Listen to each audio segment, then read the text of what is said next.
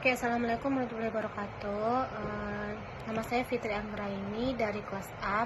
Baiklah Ibu, ini tugas dari UTS saya yaitu mengenai konsep peramanajemen SDM sebelum era globalisasi. Dari soal nomor 1 ini, bahwasanya konsep era manajemen sebelum era globalisasi ini yaitu ada beberapa perannya, yaitu meliputi satu, mengurus absensi dan gaji, yang dimana di sini fokusnya pada hal-hal teknis seperti mencatat kehadiran dan menghitung upah. Yang kedua yaitu merekrut karyawan secara sederhana, dimana di sini yaitu mencakup mencari orang yang bisa mengerjakan tugas dasar.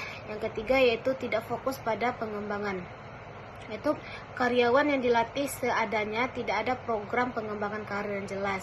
Yang keempat yaitu peran yang pasif, SDM hanya mendukung operasional, bukan bagian dari strategi perusahaan. Contoh kasusnya yaitu di mana di sini organisasi profit, itu perusahaan manufaktur tekstil pada tahun 1980-an. Di sini ada beberapa organisasinya, yaitu ada 4. Pertama yaitu manajemen SDM hanya mengurus perekrutan buruh pabrik.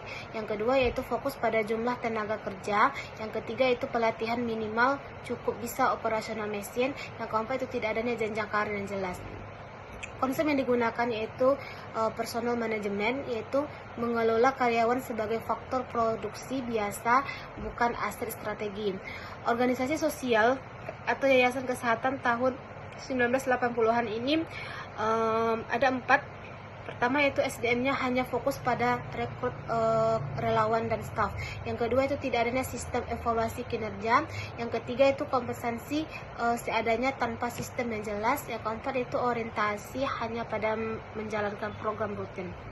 Konsep yang digunakan yaitu welfare oriented harm, yaitu fokus pada kesejahteraan dasar tanpa strategi pengembangan organisasional. Soal kedua yaitu para manajemen SDM dalam mendukung kelangsungan organisasi di era persaingan.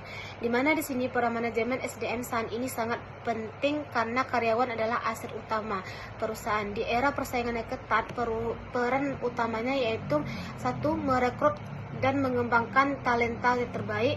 Yang kedua yaitu meningkatkan produktivitas. Yang ketiga yaitu menjaga kepuasan dan loyalitas karyawan. Yang keempat itu menciptakan budaya inovasi.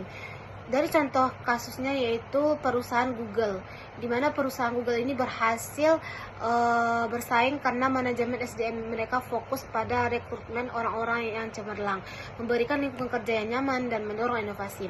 Konsep yang diterapkan yaitu people first, yaitu strategi human resource management, yaitu memprioritaskan kesejahteraan dan pengembangan karyawan sebagai strategi utama untuk mencapai tujuan organisasi dan memenangkan persaingan. Soal ketiga yaitu analisis backmetric, yaitu kondisi organisasi dan analisis backmetric. Untuk menggunakan backmetric, organisasi harus memiliki beberapa produk atau unit bisnis dengan tingkat pertumbuhan pasar dan pangsa yang berbeda. Yang B yaitu posisi organisasi saat ini. Kemungkinan posisi bisa di salah satu kuadran. Pertama itu star atau bintang, yaitu produk dengan pertumbuhan tinggi dan pangsa pasar yang tinggi. Yang kedua itu adalah cash cow atau sapi perah, yaitu pertumbuhan rendah tapi pangsa pasarnya tinggi. Yang ketiga yaitu question mark atau tanda tanya, yaitu pertumbuhan tinggi tapi pangsa pasar rendah. Yang keempat itu dog, yaitu pertumbuhan dan pangsa rendah. Yang C yaitu keunggulan dan kelemahan posisi tersebut. Misal, jika di posisi cash cow, yaitu keunggulannya itu menghasilkan profit stabil, bisa digunakan untuk mendanai produk yang lain. Yang kedua itu kelemahannya, yaitu pertumbuhannya terbatas dan perlu inovasi agar tidak tertinggal. D, saran terhadap kondisi organisasi, di mana di sini strateginya itu adalah jika star itu investasi terus untuk pertahanan posisi dominan, jika cash cow yaitu manfaat keuntungan untuk disertifikasi produk baru, jika question mark yaitu evaluasi potensi lebih atau lepas, jika docs yaitu pertimbangan divestasi atau representasi produk. Contoh, Unilever Indonesia memiliki produk di berbagai kuadran, yaitu sabun Look Casco yang menghasilkan profit stabil, produk skincare premium baru, dan sehingga bisa menyeimbangkan risiko dan pertumbuhan bisnis.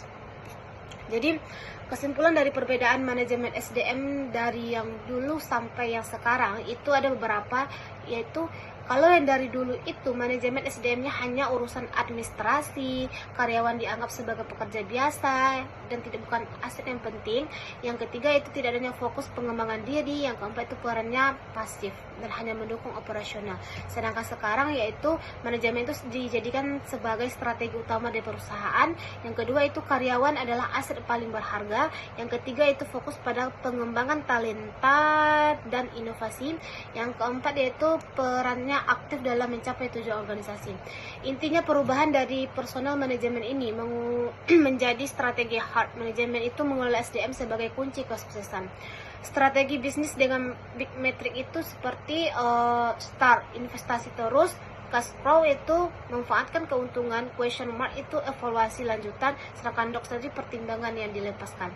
Jadi intinya tidak semua produk yang diperlukan sama, ada yang harus dikembangkan, ada juga yang harus dipertahankan, dan ada yang harus dilepas untuk efisiensi bisnis.